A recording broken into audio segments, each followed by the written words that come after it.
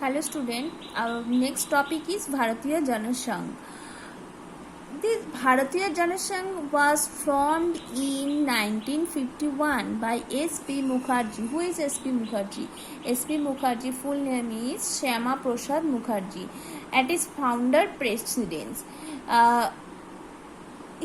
He can be tracked back the Rashtriya Samayasevak Sangh, short form is RSS, and the Hindu Mahasabha before independence.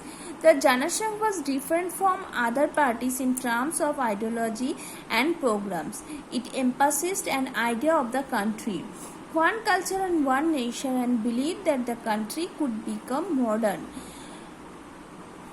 S.P. Mukherjee, with the ideology of the country, he is believed the one culture, one nation, and called the reunion of the India and Pakistan is a Akhand Bharat.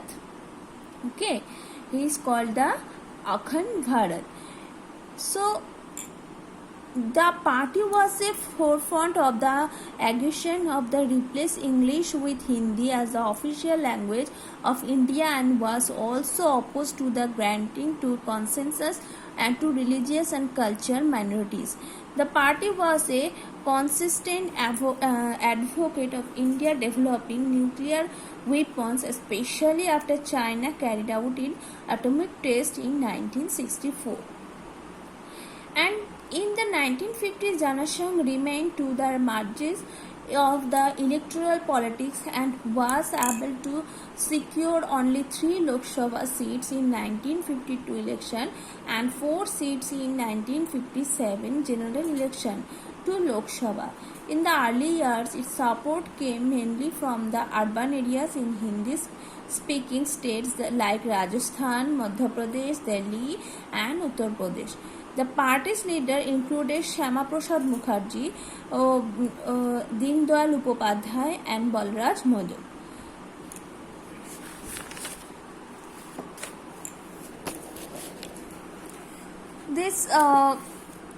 This faction took different ideological and making the Congress appear as the centrist party. The time the other parties primarily attempted to influence this faction and thereby indirectly influenced policy and decision making from the margins. And you look at this, the time political competitions took place within the Congress. In that sense, in the first decade of the electoral composition, the Congress appealed to both of ruling party as well as the opposition. That is why this period of Indian politics has been described as the Congress system. And next is emergence of opposition party. It is not that the India not have opposition parties during this period.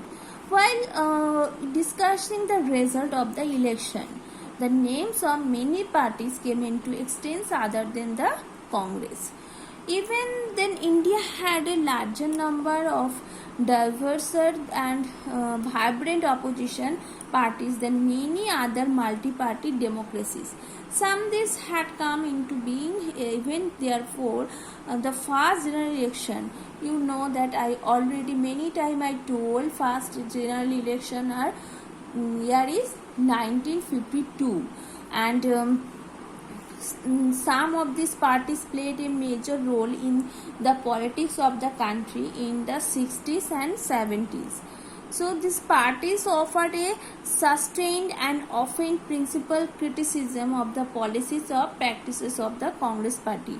This kept the ruling party under check and often changed the balance of power within the Congress.